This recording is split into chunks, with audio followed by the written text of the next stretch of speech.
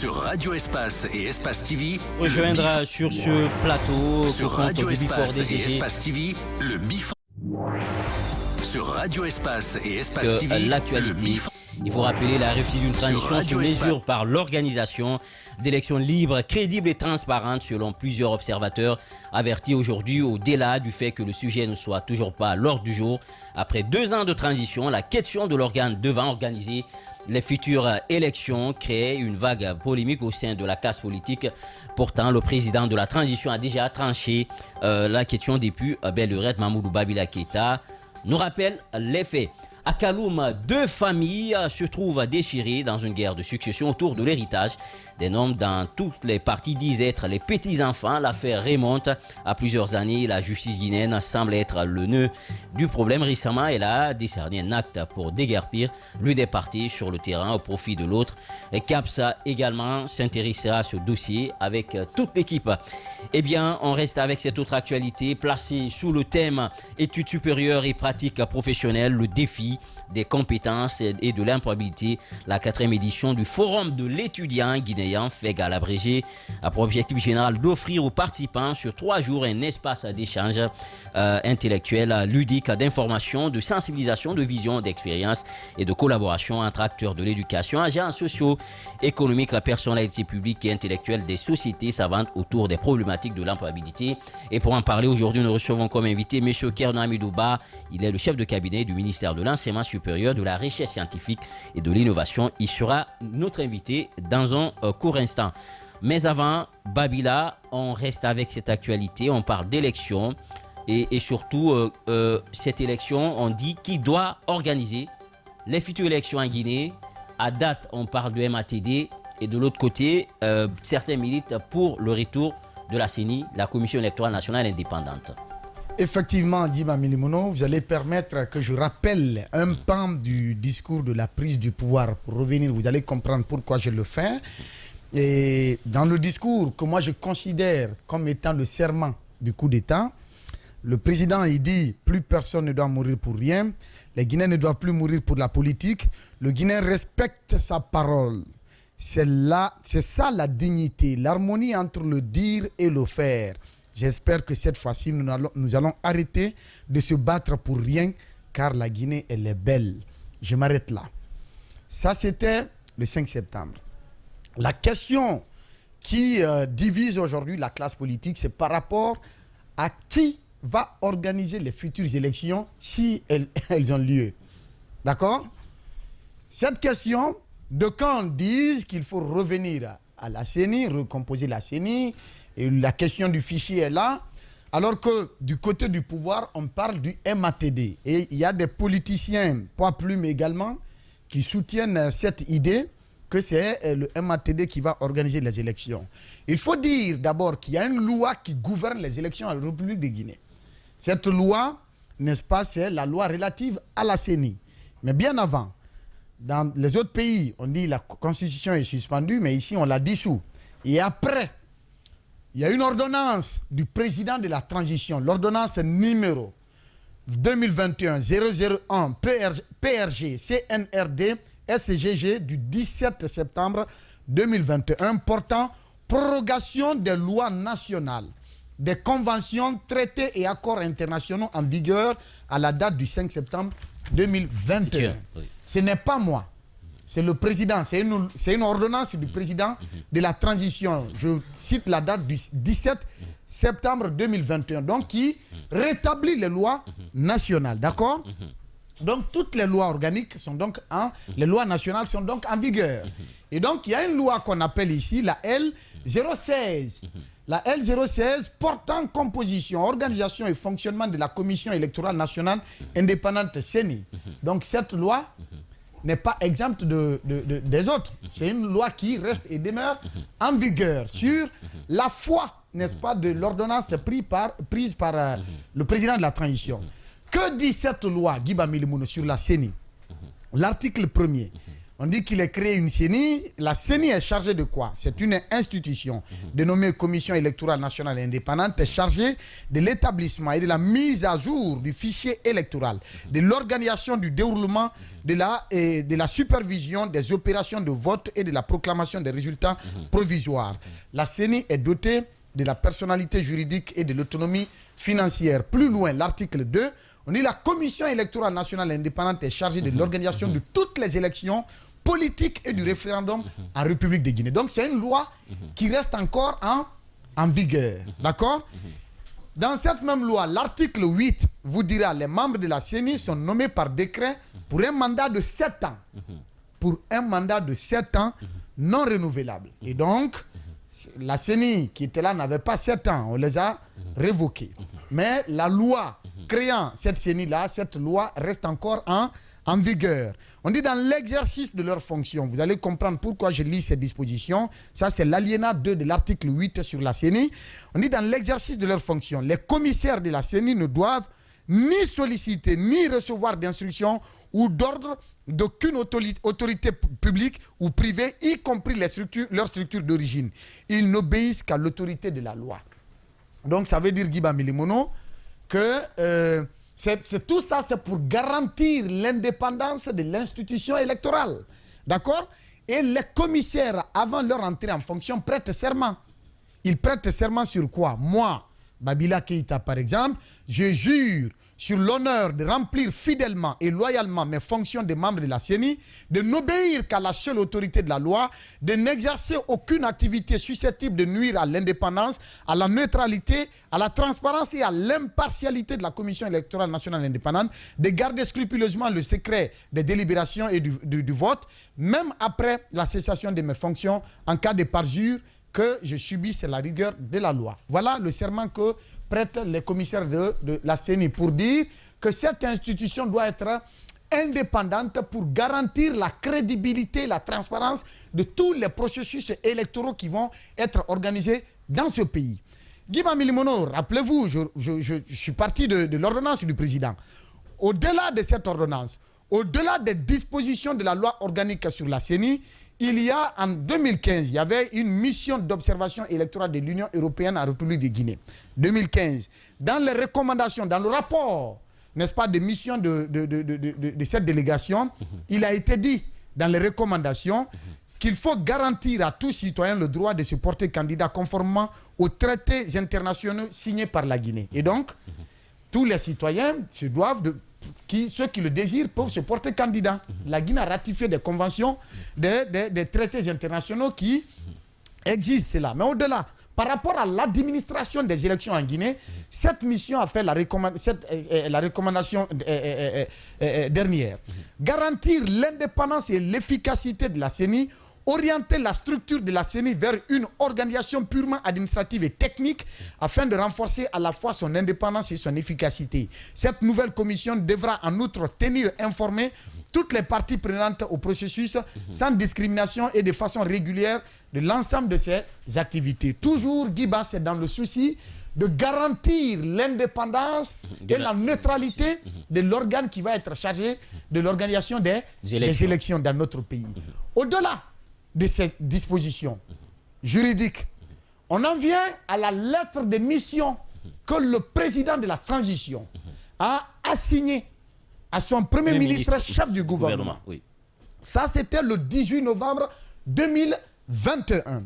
Dans ce texte-là, ce qui d'ailleurs va nous amener tout de suite à poser plusieurs interrogations.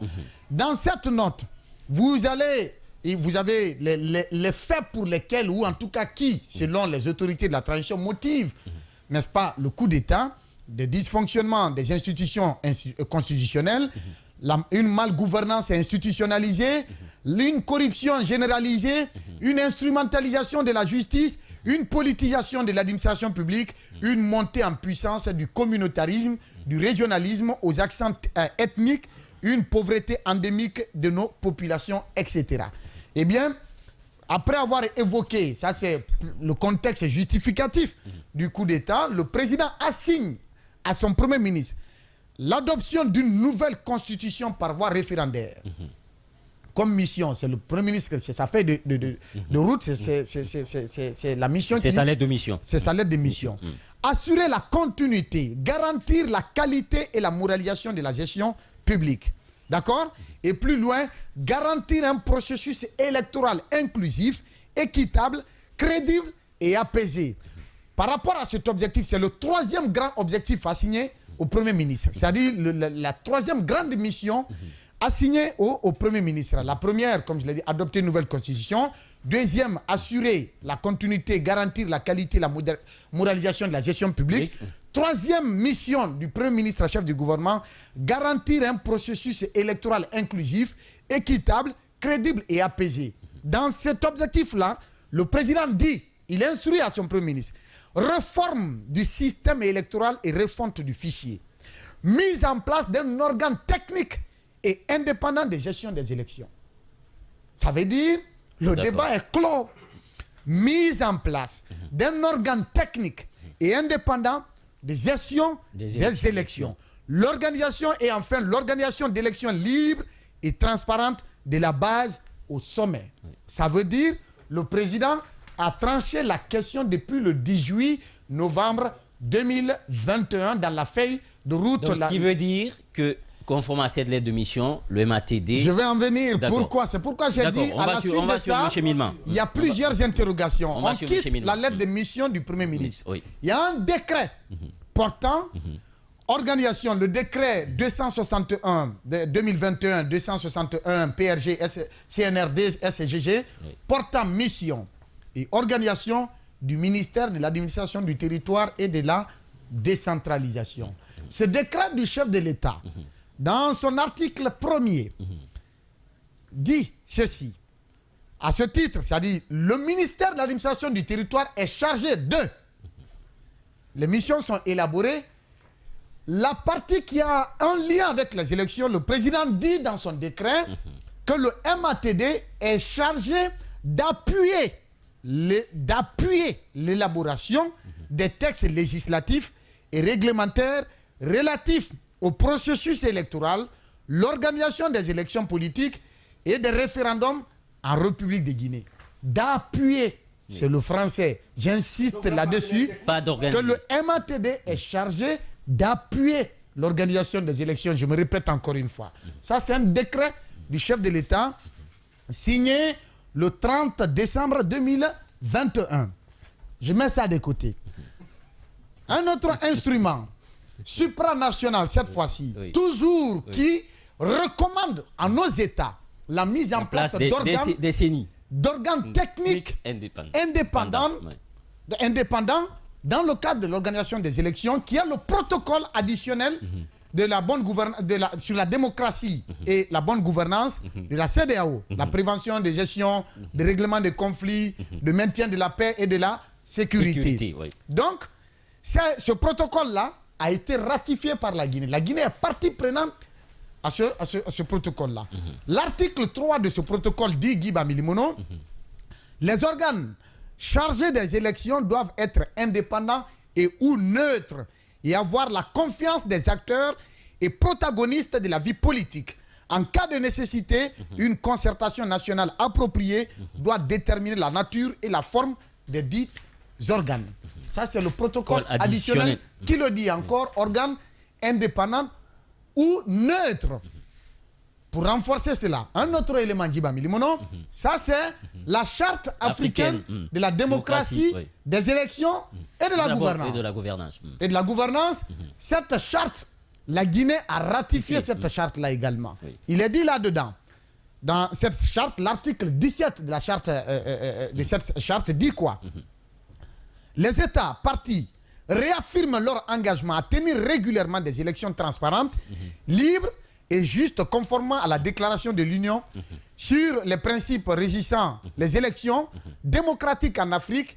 À ces fins, ils ont tous le droit, tous doivent, n'est-ce pas, créer et renforcer les organes électoraux nationaux indépendants chargés de la gestion des élections. Créer et renforcer des mécanismes nationaux pour régler dans les meilleurs délais les contentieux ou les contentieux électoraux. Donc, etc. Je ne vais pas rappeler les autres. Ces dispositions sont là, dans l'article 17 de cette charte, on va aller encore à un autre élément, Djiba Milimono. L'accord politique, le dialogue politique interguinéen de 2016. Oui. Sous Alpha Condé. Pour dire que les acteurs, dans leur totalité, c'est-à-dire sans l'écrasante exception, majorité, oui. sont parvenus à un compromis, à une entente. Dans les résolutions de cet accord du 12 octobre 2016, Djiba Milimono, il est dit à l'article au niveau du point 19, on dit de la Commission électorale nationale indépendante CENI. Qu'est-ce que les acteurs politiques et même les partenaires techniques et financiers ont entériné?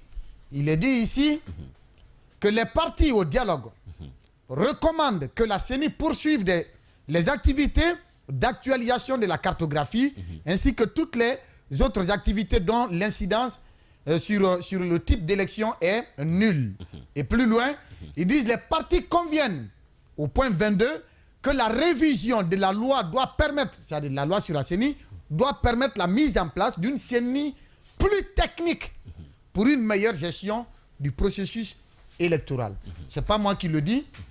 Et plus loin, il est dit il y a eu beaucoup de compromis, même par rapport à ceux-là qui étaient arrêtés. Si on dit aujourd'hui, on ne doit pas... ça, c'est juste une parenthèse. Par rapport, n'est-ce pas, à ceux-là qui sont détenus, est-ce que le compromis peut permettre la libération des détenus politiques ou pas? Cet accord, c'est pour dire que le dialogue doit être permanent pour emmener à trouver des solutions. Des solutions aux problèmes, n'est-ce pas, auxquels nous sommes confrontés. Un pan, on dit de la libération des personnes arrêtées et emprisonnées afin d'apaiser le climat sociopolitique. Les partis sollicitent que des mesures d'indulgence soient prises pour libérer les personnes arrêtées et condamnées à l'occasion des manifestations politiques conformément à l'esprit du dialogue. Et ça, Djiba Milimono, ce document est signé par qui et qui? Les signataires, vous avez la mouvance, vous avez l'opposition pour le compte de la mouvance, vous avez Lansana Komara, Dr Saloubela Diallo, pour l'opposition, Abakar Silla à l'époque, Mamadou Selou Baldé de l'UFDG, pour le gouvernement, vous avez le général Bourema Condé, les observateurs à ce dialogue-là, vous avez le système des Nations Unies, Madame Séraphine Wakana, vous avez le représentant de l'OIF, l'Organisation internationale de la francophonie, M. Ibrahima Diallo, vous avez le bureau du représentant spécial de la CEDEAO, vous avez la délégation de l'Union européenne, Gérardus Gillian, vous avez l'ambassadeur des États-Unis, Denis Henkens à l'époque, vous avez l'ambassadeur de la France, Jean-Marc Grogourin, voilà, Grogourin. Vous avez la société civile, Dr Alpha Abdoulaye Diallo et M. François Colli Alpha Abdoulaye, aujourd'hui il est conseiller, c'était le vice-président du CNOX, il est conseiller au CNT. Djiba Milimono, sur la base de toutes ces dispositions, l'existant est là. D'où vient le débat sur qui doit organiser les futures élections? Alors que ces instruments sont là. Des engagements tenus par le président de la transition, sans contrainte. C'est lui-même qui a rétabli les lois nationales. C'est lui-même qui a assigné, qui a fait ce décret sur le MATD. Nulle part dans les attributions du MATD, il n'est dit que le département est chargé de l'organisation des élections. Ça, c'est un décret qui a force de loi. Ça également, on a ratifié à tous, on a adhéré à toutes ces conventions. La lettre de mission assignée au Premier ministre, il est chargé de la mise en place d'un organe technique et indépendant chargé de l'organisation des élections. Si après tous ces éléments-là, qu'on vienne à créer un débat inutile aujourd'hui au sein de l'opinion pour dire qui va organiser, qui sera chargé de l'organisation des futures élections, est-ce que la transition a-t-elle changé d'objectif? Qu'est-ce qui s'est passé pour qu'on oublie, n'est-ce pas, ces engagements, ces décisions prises en amont pour venir aujourd'hui en aval dire que c'est M. X ou Y ou cette institution X ou Y, ou même pour dire que c'est l'Union européenne qui va organiser les élections en Guinée? Pourquoi ce débat, Djiba Milimono? On pose la question, qu'est-ce qui s'est passé? Et pourquoi, vous comprenez pourquoi j'ai rappelé un pan du discours de la prise du pouvoir, les engagements tenus. doivent être respectés. Oui. L'harmonie entre le dire et le faire, C'est ça la dignité. c'est l'expression de la dignité. Oui. Ce n'est pas moi qui l'ai dit. Il faut qu'on se rappelle de toutes ces expressions pour que le peuple ait confiance à ses dirigeants, à ses gouvernants, pour dire... En grosso modo, aujourd'hui, il ne faut Voilà pas le débat. s'écarter de la ligne, il faut confier l'organisation des élections à la CENI. Nous, on ne va pas le laisser, mais le texte C'est ce que le dit. disent, les engagements le disent. Oui. Eh bien, il y a lieu quand même Voilà. de rappeler chacun Oui. à ses engagements, au respect de ses engagements vis-à-vis du peuple de Guinée. Voilà, on va marquer une courte pause. On se retrouve dans un court instant. Le temps de recevoir notre invité, mais aussi d'autres commentaires avec nos chroniqueurs. On se reprend à tout de suite. Sur Espace, ici, nous donnons le ton sur l'exclusivité, la quintessence de l'actualité guinéenne et internationale avec nos chroniqueurs taillés sur mesure. C'est le Before DGG, tous les matins, 9h midi. Le Before DGG tous les matins, 9h midi avec l'équipe au grand complet, vous l'avez compris. C'était ce grand oral de Mamadou Babila Keïta sur qui doit organiser les élections en Guinée. Caps, on revient à vous. Vous avez votre grille de lecture à vous par rapport à cette question. Djiba Minimono, j'étais assis, j'écoutais Babila qui mettait énormément d'énergie à rappeler quelque chose qu'on connaît et c'est des actes qui sont sciemment posés. Tout simplement, je me dis, mais Babila, tu es en train de jeter un coup d'épée dans l'océan. Tout simplement, ça ne change en rien. Ils sont au courant de cela. Ils le savent très bien. Mais encore une fois, Djiba Minimono, aujourd'hui, il faut dire, c'est quoi la priorité dans cette transition-là? Moi, j'ai envie simplement de rappeler à Babila que quand on a eu le président de la transition aujourd'hui, qui est président de la République, quand il était à la tribune des Nations Unies, il rappelait les priorités de cette transition-là. Il nous parlait de l'économie, il nous parlait du social. Après, il nous parlait maintenant des politiques. Et aujourd'hui, c'est clair tout simplement. Aujourd'hui, vous savez, c'est une stratégie, c'est simple. On sait tous ce par quoi il faut terminer.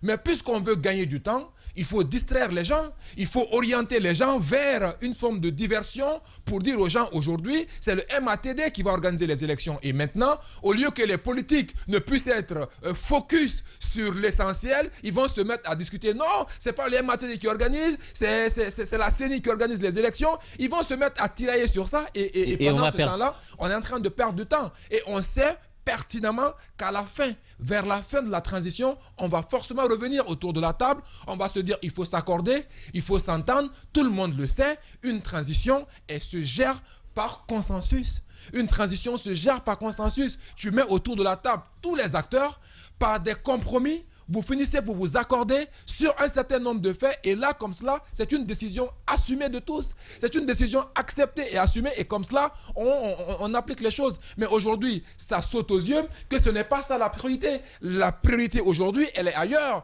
L'une des raisons qui justifie ou qui explique que la priorité, elle est ailleurs, Djiba Minimono, on nous a fait entendre ici que pour organiser les élections, en termes de levée de fonds, il fallait lever 600 millions de dollars.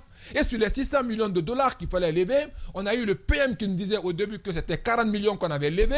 Après, le ministre du MATD nous a fait savoir qu'on est à 100 millions de levée. Et donc, quelque part, il nous restait 500 millions de dollars à lever. Mais avec l'ingéniosité de nos économistes qui sont au sein du gouvernement, ils ont eu cette idée intelligente, ils ont eu cette idée magnifique, exceptionnelle de nous dénicher 5 000 milliards qui fait l'équivalent de 500 millions de dollars. Alors, si l'organisation des élections était la priorité du gouvernement, on comblait le gap et finalement on aurait les 600 millions de dollars, on partait directement à l'organisation des élections, mais on nous a fait savoir non, il faut investir dans le développement des infrastructures. Donc encore une fois, ça rappelle quoi? Le président nous a dit à la tribune des Nations Unies, sa priorité c'est d'abord l'économie, après c'est le social et ensuite le politique. Vient de la politique. Donc Babila, encore une fois, garde ton énergie. On sait tous ce par quoi on va terminer. Aujourd'hui, c'est une diversion. On va occuper le peuple, on va occuper les politiques, on va gagner en temps. Mais encore une fois, c'est cette idée maligne, je rappelle cela pour terminer, Djiba Minimono. C'est cette idée maligne. À un moment donné, le président Alpha Condé nous a fait savoir qu'il maîtrisait tout. il avait presque tout gagné. Oui. Il avait réussi à gagner le temps qu'il voulait. Il avait réussi à manipuler tout le monde. On disait qu'il est malin. On disait qu'il était intelligent. Oui. Que la classe politique n'est pas On maligne. dit c'est un grand Et politicien. Il était un grand politicien. Et finalement, Oui. il s'est rattrapé. Son propre piège l'a rattrapé. Finalement, il a tourné tout le monde. Et finalement, lui-même, il est tombé dans son propre piège. Oui. Et encore une fois, j'ai envie de rappeler aujourd'hui qu'il n'est jamais trop tard pour bien faire. Je ne peux encore douter de la bonne foi du président de la transition, le colonel Mamadi Doumbouya. Je veux simplement qu'à un moment donné, qu'il s'asseye, qu'il prenne du recul, qu'il laisse tout le monde et qu'il se remémore de tous les premiers discours qu'il a tenus, qu'il prenne les premiers textes, qu'il se refasse le film de la transition du 5 septembre jusqu'à aujourd'hui. Je pense qu'à l'issue de ce travail-là, il pourra sortir Prendre avec les meilleures décisions décisions. pour nous aider. Et c'est lui-même qui a dit que les raisons souvent qui amènent les coups d'État dans les pays, c'est les engagements non tenus. Encore une fois, il faut le rappeler. Et moi, aujourd'hui, j'attends qu'à partir du 31 décembre 2024, attendre le président de la transition, le ministre porte-parole du gouvernement nous a dit, une des fois, à la sortie du Conseil des ministres, que le président aurait donc dit qu'il ne fera pas un jour de plus. Et le 31 décembre 2024, il va partir. Et donc, le 1er janvier 2025, encore une fois, mon colonel, rappelez-vous que vous-même, vous l'avez dit à la tribune des Nations Unies, l'une des véritables causes des coups d'État dans nos nations, c'est les engagements non tenus. Et j'espère encore une fois que vos engagements, vous les tiendrez parce qu'encore une fois, je ne doute pas de sa bonne foi. J'ai encore confiance en lui et j'espère encore une fois que le tir sera rectifié. Puisque jusque-là, il n'a pas dit « je vais me maintenir ». Voilà, ça on n'alimente pas. Voilà, jusque-là. Le discours est clair. Alpha n'a jamais dit, quand on posait la question à Alpha, Oui. est-ce que vous allez vous représenter? Il dit c'est le peuple qui décide. Mais Alpha, le temps n'est pas encore venu. non, mais Alpha a entretenu de flou. On a toujours entretenu des velléités. Maintenant, attention, il n'y a plus de velléité. Oui. Le Par rapport à président l'organisation Doumbouya, des élections. non, attention, par rapport à la prolongation de son séjour au palais, il a été clair là-dessus. En fait, ce débat-là, je n'ai pas envie qu'on le porte. Parce que c'est ouvrir la voie à Je suis d'accord. Le président a été clair là-dessus et par plus d'une fois. Profite aux croyants. Seulement, on n'est pas en religion. On n'est pas en religion, on est en république. Pédagogique. On est en république. Merci. Attention, aujourd'hui, il n'y a pas. En fait, il n'y a pas quelqu'un qui a plus de garantie sur le départ du président Doumbouya que lui-même. Il n'a pas manqué d'occasion de le rappeler. Il dit qu'il ne passera pas un jour de plus. Mais est-ce que la suite de la transition est accrochée à la personne du colonel Doumbouya? Pas forcément. Aujourd'hui, les acteurs au Mali, quand le premier coup d'État de Assimi Goïta, les acteurs sont parvenus à trouver un civil pour diriger la transition jusqu'à ce que le civil prenne le sens contraire des indications des militaires. Ils ont fait un second coup d'État. Doumbouya, aujourd'hui, à la fin de son séjour désigné à Mohamed V, pourrait décider de partir et confier le reste de la transition à des civils. Afin de revenir après. Non, ça c'est toi qui le dis. Ça c'est toi qui le dis. Est-ce que Doumbouya a envie? Non, attention. Bon, le débat là n'est pas posé. Le débat, justement. En fait, vous êtes pour l'instant. Il va finir. Vous êtes en train de modifier le débat. Attention. On s'écoute. Vous êtes en train de modifier le débat. On parle de la transition. Est-ce qu'il a des ambitions présidentielles après? Ça, c'est justement. Est-ce qu'il a des ambitions présidentielles après? Ça dépendra de lui, mais ce n'est pas le débat. Aujourd'hui, la question qu'on amène à se poser, c'est l'organisation des élections. Vous dites que le président, lors de sa visite aux États-Unis, a ressorti que les priorités, c'était le social, l'économie, ensuite la politique. En fait, je l'ai maintes fois dit, cette hiérarchie qu'il a donnée là ne veut pas dire que l'État croisera les bras, qu'on finisse de régler nos problèmes sociaux, ensuite on revient régler les problèmes économiques, puis on s'occupe de la politique. Non. Chaque département a ses activités. Chaque service... En fait, c'est des activités qui vont ensemble. Oui. Mais quand on vous dit priorité, attention. Quand vous dites priorité, on t'a écouté. Quand vous dites priorité donnée au social, c'est qu'il ne faut pas attendre que les élections soient organisées pour que des Guinéens obtiennent de meilleures conditions de vie. Prenez ces petites routes, parce que Babila aime le rappeler, les financements d'Alpha Condé. Prenez ces financements d'Alpha Condé qui ont permis de faire ces petites routes d'accès dans la ville. Vous vous imaginez combien de zones dans Conakry ont pu obtenir un boom économique à cause de ces routes-là? Qui ont été désenclavées. Ça a été désenclavé. Oui. Et imaginez-vous, prenez la route nationale. Kindia, Conakry et Mamou plutôt. Cette route-là, l'entreprise l'avait tellement négligée qu'on pensait que les travaux ne finiraient jamais. Aujourd'hui, c'est un ouf de soulagement pour les usagers de cette route quand on sait que ils peuvent passer 3 heures au lieu de 5 heures ou 6 heures qu'ils passaient avant. En fait, il y a des... Attention. Il va finir. Attention, vous allez réagir. attention. Aujourd'hui, économiquement parlant, tout le monde se plaint de la conjoncture actuelle. Au point où on se pose la question, mais qu'en est-il de l'argent en Guinée? Parce que tellement que ça galère. Vous voulez que l'État croise ses mains et nous regarde mourir pour organiser les élections pendant que le panier de la ménagère se plaint? Les efforts sont en train d'être faits dans ce sens-là. Le ministère de l'Agriculture. Ils ne sont pas à l'antenne. Non, attention. Voilà. Non, ouvre le micro de Cap, ce serait important. Non. Le ministère de l'Agriculture aujourd'hui, c'est ce qui est en train d'être fait. Vous n'êtes pas au courant? Oui, tout n'est pas noir. Tout n'est pas noir, je suis d'accord. En fait, il y a des progrès. Il y a des mais progrès. Politiquement parlant, parlons oui. de l'aspect politique aujourd'hui. Ils vous ont dit qu'ils ont besoin d'argent. La dernière fois, je suis en train de le dire ici, les gens ont diabolisé mes propos. Quand je disais aux acteurs politiques de se mobiliser pour aider à mettre fin à la transition. Aujourd'hui, la transition peine à trouver les moyens qu'ils ont ambitionnés pour organiser les élections. Les 5 000 milliards annoncés pour l'organisation des élections, ils ne le trouvent pas. Je t'apprends qu'il y a certains leaders politiques aujourd'hui qui sont en train de jouir de leur réseau à l'international pour aider à la mobilisation de ces fonds-là. Mais c'est ce qu'on a demandé. C'est ce qu'on a demandé. Qu'ils sont en train de faire. Mais cependant, cela va sur la bonne foi des autorités également. Une question fondamentale qu'il faut se poser. Sur la base de quoi? Sur la base de quoi exactement on est parvenu à ce budget de 6 000 milliards? C'est une évaluation qui est faite. Évaluation sur la base de quoi? Quel instrument? Non, attention. Oui, mais il y a eu une planification. Quel instrument? Non, Babila, il y a eu des... La CENI ne fait pas la planification. Voilà, attention, il y a un ministère du plan voilà. qui a des cadres compétents qui font des évaluations sur la base. Ils ont fait le WBS, il y a une structure de coupure des activités. Ils ont fait une planification, les ressources ont été planifiées. Tout a été planifié, les activités sont connues. C'est sur la base de ça. C'est sur la base de la planification du délai des activités que le coût a été défini. Je pense que le débat qui est posé, le débat qui est posé, qui va organiser les élections. On arrive à ça. Vas-y rapidement. Donc pour revenir sur la question, j'étais en train de le dire, les acteurs politiques aujourd'hui ont tous intérêt, surtout qu'ils sont pressés que la transition prenne fin, à se mobiliser, à faire bouger leur carnet pour que la transition puisse mobiliser les fonds et finir à temps. Le délai indiqué, tout le monde est en train de courir après le délai. Mais s'il n'y a pas les moyens, Doumbouya partira. Mais on sera obligé de continuer dans la transition. À votre avis aujourd'hui, sur la question de l'organisation des élections, un organe de gestion des élections, on l'a eu en Guinée, la CENI, depuis Ben Sekou Sylla jusqu'au dernier des présidents. Quel a été le résultat de nos CENI? Le bilan. C'est quoi le bilan de nos CENI? Quel est le regard des acteurs politiques aujourd'hui? En fait, parce que nos acteurs ont une intelligence circonstancielle. Leur intelligence circonstancielle vient d'où? Quand nos acteurs n'ont pas de faveur, quand ils considèrent qu'ils ont peu de chances de s'en sortir avec les organisations, les organes de gestion des élections, ils le voient en diable.